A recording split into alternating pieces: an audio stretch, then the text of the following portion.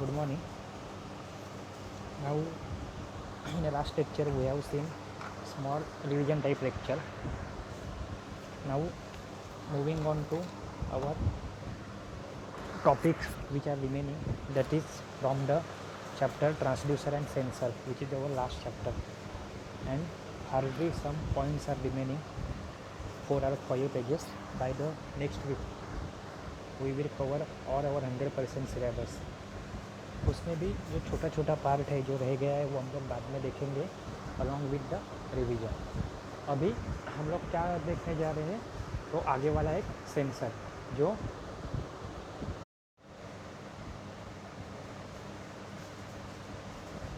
ठीक है. तो अभी हम लोग देखेंगे नेक्स्ट वाला part, that is VCDT which is from the capacitive transducer. अभी कैपेसिटिव ट्रांसड्यूसर मतलब क्या, हम लोग दो टाइप के ट्रांसड्यूसर देख चुके हैं. एक है रेजिस्टिव ट्रांसड्यूसर. रेजिस्टिव ट्रांसड्यूसर में क्या होता है कि आपकी जो फिजिकल क्वांटिटी है वो जो गिननी है वो इन terms of change in resistance हम लोग गिनते हैं, इसलिए उसे क्या कहा जाता है, रेजिस्टिव ट्रांसड्यूसर. जो इंडक्टिव ट्रांसड्यूसर है वो क्या करता है, जो आपकी फिजिकल क्वांटिटी है वो इन terms of change of inductance, मतलब इंडक्टेंस वैल्यू चेंज होगी, वो हिसाब से गिनता है. तो हम लोग को मालूम होता है कि हमारी फिजिकल क्वांटिटी क्या है. अभी थर्ड टाइप है कैपेसिटिव इंडक्टेंस. तो कैपेसिटिव इंडक्टेंस में प्रॉपर्टी कौन सी आएगी, कैपेसिटर की. तो the transducer that converts the parameter to be measured, ये लाइन सब में सेम रहेगी. एक ऐसा ट्रांसड्यूसर जिसमें जो पैरामीटर आपको गिनना है वो हम लोग गिनते हैं कैसे, measured into change in a capacitance which can be calibrated in terms of the measurand. जो मेजरेंट है जिसे गिनना है उसको हम लोग कन्वर्ट करते हैं, या फिर उसके हिसाब से कैपेसिटेंस वैल्यू चेंज होगी तो हमें क्या मिल जाएगा, हमारा जो मेजरेंट है उसकी फिजिकल क्वांटिटी मिल जाएगी. उसके दो टाइप के एग्जाम्पल है कि VCDT variable capacitance displacement transducer. क्या है, वेरिएबल कैपेसिटेंस डिस्प्लेसमेंट ट्रांसड्यूसर. और दूसरा क्या है, कैपेसिटेंस लिक्विड लेवल ट्रांसड्यूसर. ये देखो दिख रहा है VCDT. अभी पहले तो याद करो कि कैपेसिटर मतलब हमेशा दिमाग में फिट कर लो, दो प्लेट रहेगी ही हमेशा, इंडिकेशन में भी और डायग्राम में भी. दो प्लेट पास में आती है तो कैपेसिटेंस वैल्यू बढ़ती है, दो प्लेट बाजू में गई, दूर गई तो कैपेसिटेंस वैल्यू अलग कम होती है. प्लेट अगर प्रॉपरली पैरेलल नहीं रहे तो भी वैल्यू वेरी हो सकती है. इन शॉर्ट हमें क्या है, दो पैरेलल प्लेट कैपेसिटर्स करती है. पैरेलल प्लेट नहीं, एक इन जनरल आर्किटेक्चर के हिसाब से.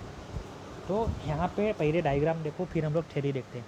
डायग्राम में देखो, एक पहले ऑक्सिलरी प्लेट है ऊपर एनोड करके, दूसरी क्या है, रेफरेंस में कौन सी है, रेफरेंस एनोड है.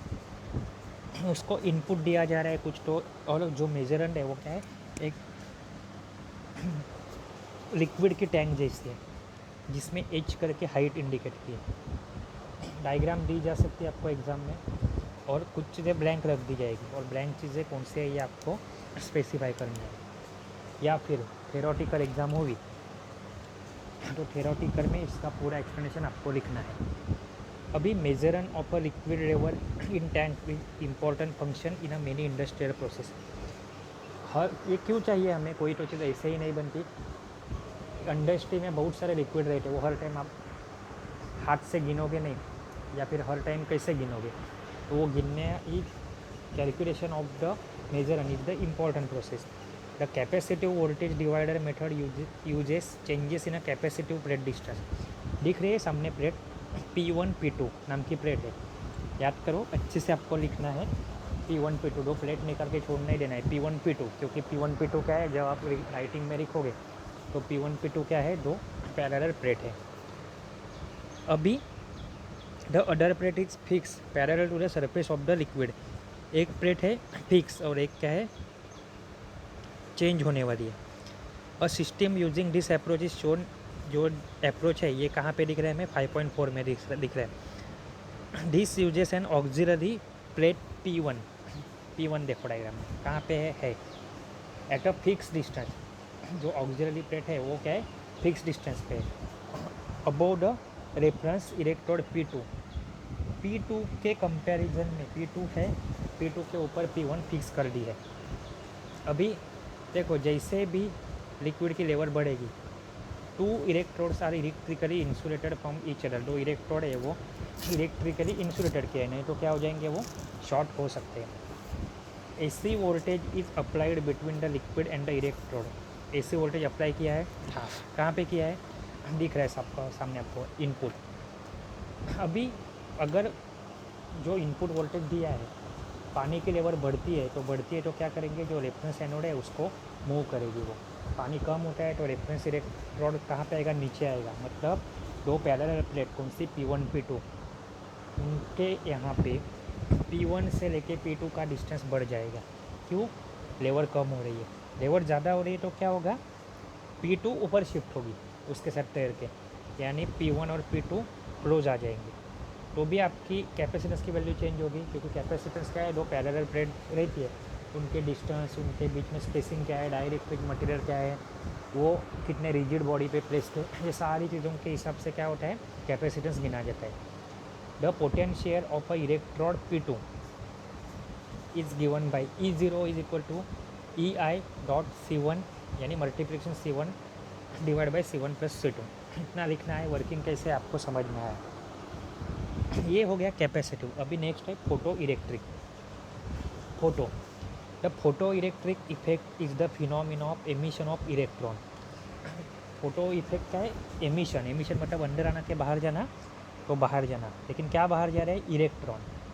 किससे, मेटल सरफेस के through, under the influence of a light. इतनी बड़ी सेंटेंस से अच्छा पहले आपके दिमाग में इतना बिठा लो कि मेटल है, उसके ऊपर लाइट गिरती है या फिर कुछ तो इंसिडेंस होती है लाइट की वजह से, उसमें से इलेक्ट्रॉन एमिट होते हैं। आगे चल के आप पढ़ोगे तो अच्छे से लिख सकते हो सेंटेंस फॉर्मुलेट करके। It is called as a photo electric because this effect due to incidence of a light. Photo मतलब क्या है, जो आप लोग फोटो बोलते हो, वो फोटो नहीं रहता एक्चुअली, इमेज। फोटो मतलब लाइट, फोटोसिंथेसिस, प्रकाश संश्लेषण। फोटो मतलब क्या, लाइट, प्रकाश, बराबर है।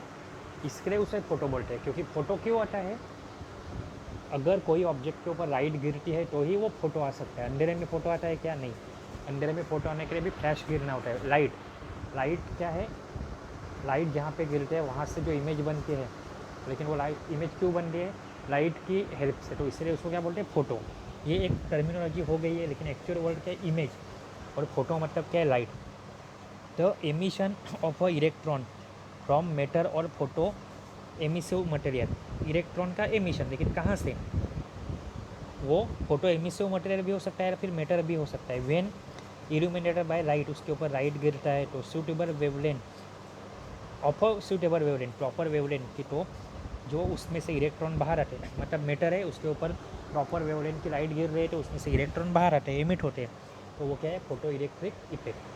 The emitted electron are called photo electron. जो और इलेक्ट्रॉन बाहर आते हैं उन्हें क्या कहा जाता है, फोटो इलेक्ट्रॉन कहा जाता है। भी उसके application, photo electric cell, solar cell, photo diode, opto coupler, photo transistor, बराबर है। उसके बाद नेक्स्ट है thermo electric transducer. Thermo electric, thermo मतलब थर्मल, थर्मल मतलब क्या है, हीट एनर्जी, बराबर है। थर्मल पावर स्टेशन, जिसे बोलते हैं औष्णिक विद्युत केंद्र, जो कोल से गर्मी तैयार करते हैं, गर्मी से भाप और वेपर से टरबाइन चलाते हैं, इसलिए क्या बोलते हैं उसको, थर्मल पावर प्लांट। अभी थर्मो इलेक्ट्रिकल इफेक्ट क्या रहता है, it is found that circuit consist of 2 dissimilar metal. Metal है कितने, 10-12 है क्या, नहीं, 2 डिसिमिलर जो सेम नहीं है, ऐसे मेटल। जैसे एक जगह पे आयन है तो दूसरा डिसिमिलर कॉपर हो सकता है, तीसरी कोई भी हो सकती है। मतलब 2 कॉम्बिनेशन है, 2 का कॉम्बिनेशन है जो कोई भी हो सकते हैं लेकिन dissimilar. And EMF act in it when junction of 2 metal are maintain at the different temperature.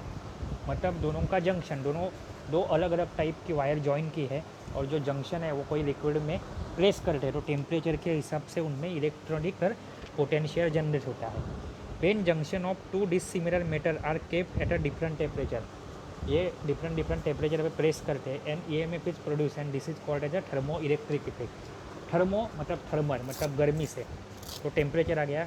Electric मतलब इलेक्ट्रिक करंट आपका रहेगा वो। A pair of a junction of this kind is called as a thermocouple. अभी ये कौन से factor है जो थर्मोकपल पे थर्मो ईएमएफ पे इफेक्ट करते हैं? तो मेटर्स फॉर्मिंग थर्मोकपल, कौन से मेटर से वो थर्मोकपल बना है, बराबर है। तो उनकी खुद की प्रॉपर्टी रहेगी जो इफेक्ट करेगी थर्मोकपल पे। And hot and cold junction temperature, thermo दो टर्मिनोलॉजी है वो आपको खुद को देखनी है, कौन सी, तो thermo EMF and thermo electric current. इसके बाद हम लोग देखेंगे थर्मोकपल। अभी a pair of a junction of two dissimilar metal kept at a two different temperature is called as a thermocouple, बराबर है। In other words mechanical device in which heat energy is converted, मतलब जहाँ कहीं पे भी हम लोग को टेम्परेचर गिनना है तो हम लोग क्या कर सकते हैं, हीट एनर्जी का कन्वर्जन किस में कर सकते हैं, इलेक्ट्रिकल पोटेंशियल या फिर इलेक्ट्रिकल एनर्जी में कन्वर्ट कर सकते हैं, उसे गिनेंगे। The EMF generated in a thermocouple is called as a thermo electric EMF, whereas electric current flowing through thermocouple is called as thermo electric current. Current flow हो रहा है तो थर्मो इलेक्ट्रिक करंट, और ईएमएफ जनरेट हो रहा है तो thermo electric EMF, बराबर है। अभी कंस्ट्रक्शन देखो, ठीक है। अभी हम लोग देखते हैं आगे का थर्मोकपल, ठीक है। थर्मोकपल देख रहे हैं अभी। Thermocouple consist of a to dissimilar wire, क्या बोला था कि थर्मोकपल में क्या होते हैं, टू डिसिमिलर वायर, यानी दो अलग अलग वायर। ऊपर एग्जांपल दिया था आयरन और कॉपर, उनको जॉइन करते हैं तो जॉइनिंग की जगह पे जंक्शन होता है। The material of this wire depend upon the temperature which is to be measured, भी कौन से टाइप का टेम्परेचर गिनना है उसके हिसाब से स्टडी करके कौन से प्रॉपर्टी वाला मेटर यूज़ करना है ये डिसाइड किया जाता है। The pair wires may be bismuth lead, bismuth silver, iron etcetera. At the lower end of wires are electrically welded, जो नीचे के साइड पे दिख रहा है आपको, ये क्या रहता है, इलेक्ट्रिकली वेल्डेड रहता है, मतलब जॉइन करते हैं। The part of wire near the hot junction is insulated by a fire clay tube, जो जॉइन वाला पार्ट है वो फायर क्ले ट्यूब से कोटिंग किया जाता है। The wire are pass to the mica disc, जो मिका डिस्क है उसमें से वायर पास होती है। And they are kept separated from each other, साथ में रख सकते हैं क्या, नहीं। साथ में कहाँ पे रखा है, जहाँ पे जॉइन किया है वहाँ पे जो ऑलरेडी किसी पार्ट के अंदर प्रेस किया है, लेकिन आगे की वायर क्या है, दोनों को सेपरेट आउट किया है और दोनों दूर दूर रखी है। The whole assembly is kept enclose in a tube, ये सारी असेंबली कहाँ पे रखते हैं, एक ट्यूब में रखते हैं, which is made of a porcelain colds of glass. ये सारी असेंबली मतलब ये जो एक ढांचा बना हुआ है, वायर जॉइनिंग क्ले के अंदर पैकिंग किया हुआ, वो सारा का सारा किसमें, हार्ड ग्लास में प्रेस करते हैं। The material of a tube depends on the temperature to be measured, अभी वापस से मटेरियल भी क्या है, कितना टेम्परेचर गिनना है, ज़्यादा टेम्परेचर के लिए अलग मटेरियल, कम टेम्परेचर के लिए अलग मटेरियल।